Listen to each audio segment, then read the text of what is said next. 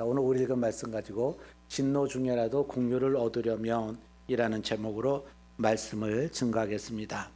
오늘 본문에 등장하는 이 훌다라는 선지자는 구약 성경에서 선지자로 언급된 몇 안 되는 여성 선지자 중 한 명입니다.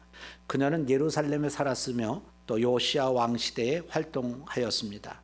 당시 요시야 왕은 성전 수리를 명령하였고 그 과정에서 율법서를 발견하게 됩니다. 그리고 율법서를 읽고 난 후 요시야는 자기의 옷을 찢으며 눈물로 회개했다고 했습니다.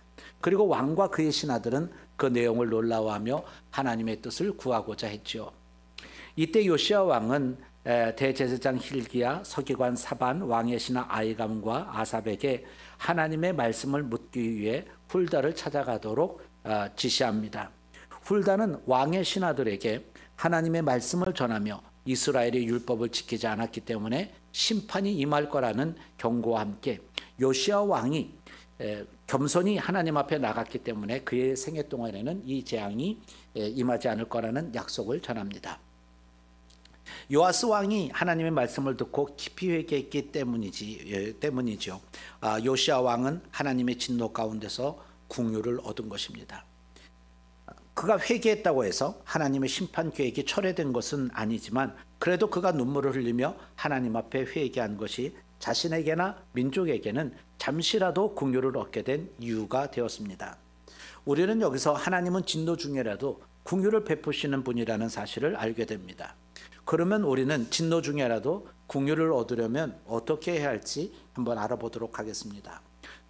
우리가 진노 중에라도 긍휼을 얻으려면 어떻게 해야 할까요? 첫째, 말씀을 통해서 자신을 돌아보고 진심으로 회개해야 합니다.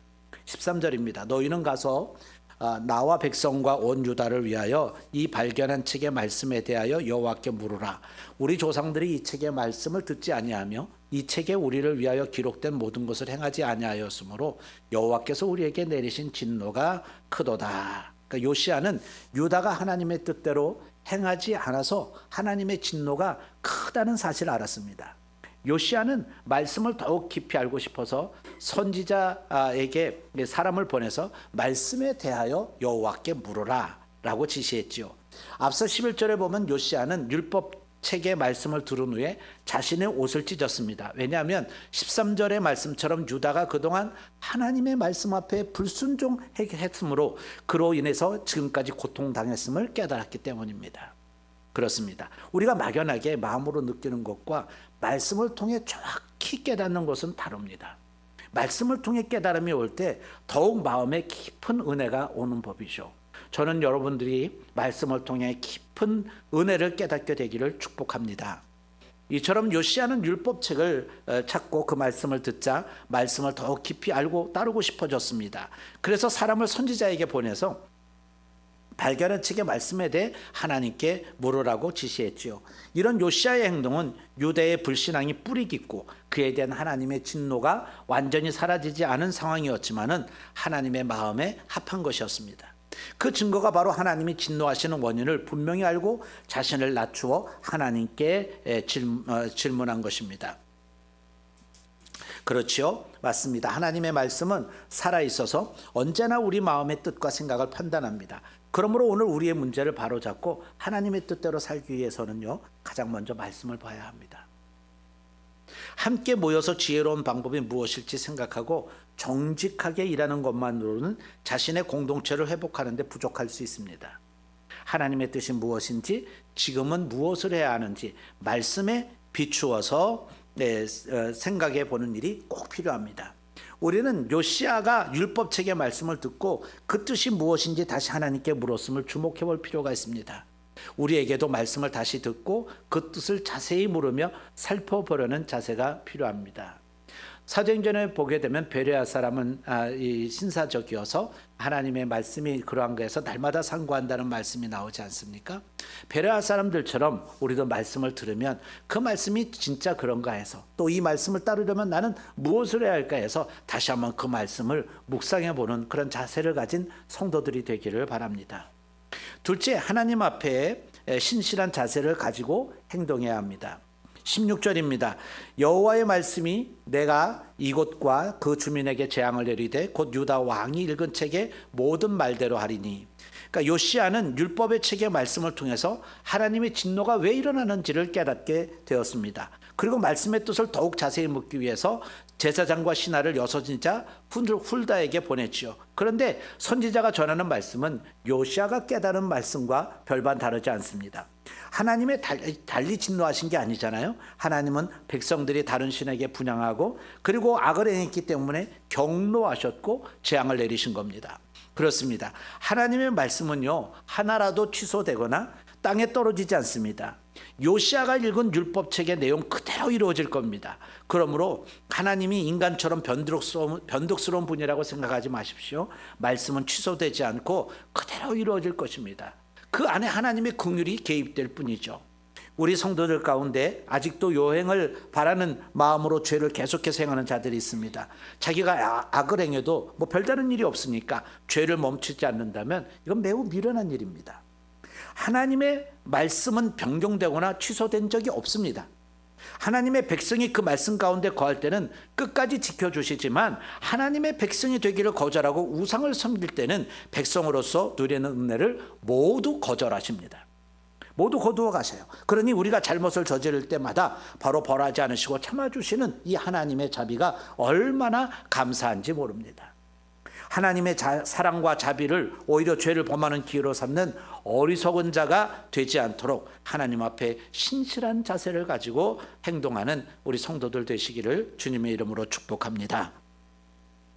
자, 마지막 셋째로 절망적인 순간에도 자비로우신 하나님을 잊지 말아야 합니다.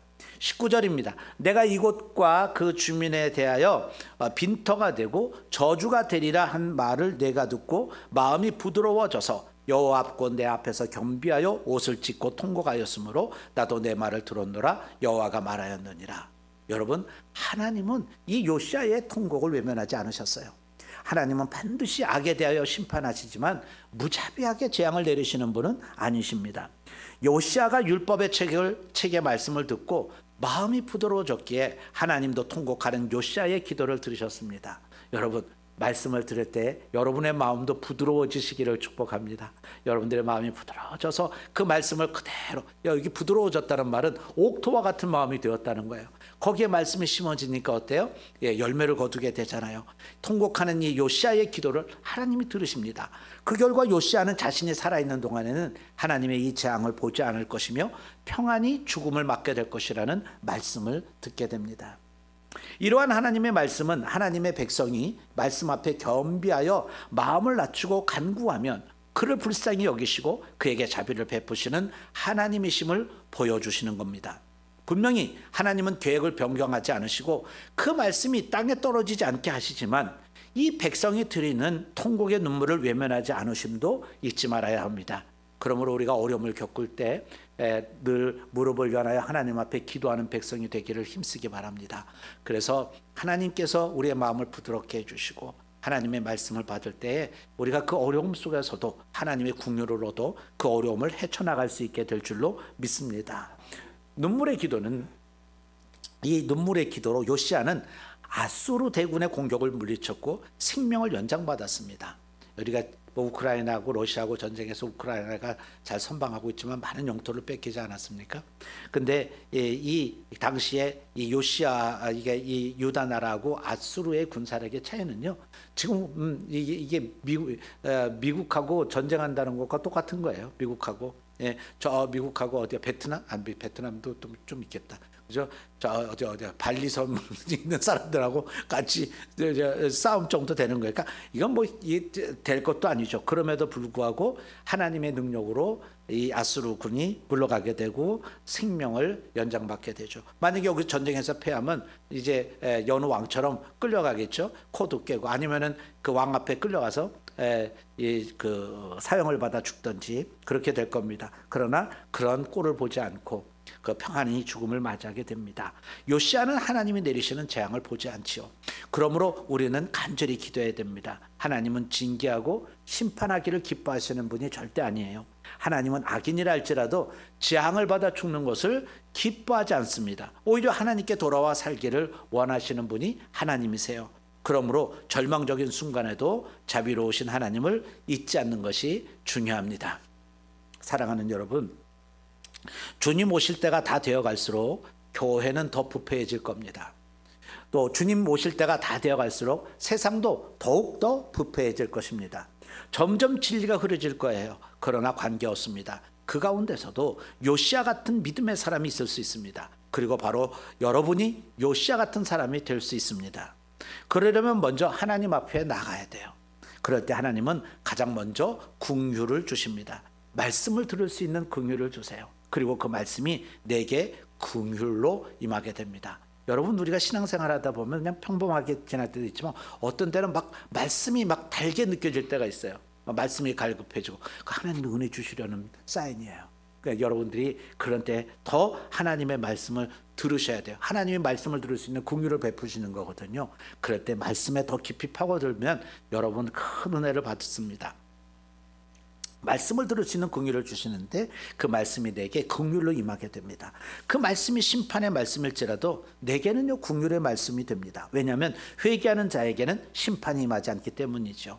불타버린 곳에는 다시 불이 타지 않는 원리와 같습니다. 내가 먼저 나를 자책한 자는 하나님의 책망을 받지 않을 것입니다. 예수님께서 우리 죄를 속하신 것도 같은 원리인 것입니다. 주님이 나를 대신하여 값을 지불해 주셨기 때문에 나는 다시 그 죄에 대한 책임을 지지 않습니다. 다시 한번 말씀드립니다만 은혜 받기 위해서는 먼저 하나님께 나오셔야 합니다. 그리고 거기서 주어지는 말씀을 모두 내게 주시는 말씀으로 받아야 합니다. 그렇게 말씀을 감당할 수 있도록 사모하고 구해야 합니다. 그리고 내게 주신 말씀대로 믿고 순종하며 걸어야 합니다. 요시야가 이때 하나님의 말씀을 들으면서 나는 긍휼을 입지만 이 백성들은 망하는구나, 그렇다면 어쩔 수 없지 하고 포기한 게 아니라 자기가 입은 긍휼을 다른 사람도 입을 수 있다는 것을 믿었어요. 그래서 민족적으로 구원받을 수는 없을지는 몰라도 그중 몇몇이라도 하나님의 긍휼을 입을 수 있다는 사실을 믿고 신앙개혁을 크게 일으킨 거예요. 이 말씀을 백성들에게 읽어주라고 하고, 그리고 백성들 앞에서 본인이 먼저 회개하고 기도하고 백성들이 왕을 따라서 회개하고 기도하는 이런 은혜를 이끈 거예요. 이 말씀을 여러분 기억하시고 하나님 앞에 은혜 있는데 요시야의 방법을 선택해서 하나님께 나아가는 우리 복된 성도들이 다 되시기를 주님의 이름으로 축원합니다. 기도하시겠습니다.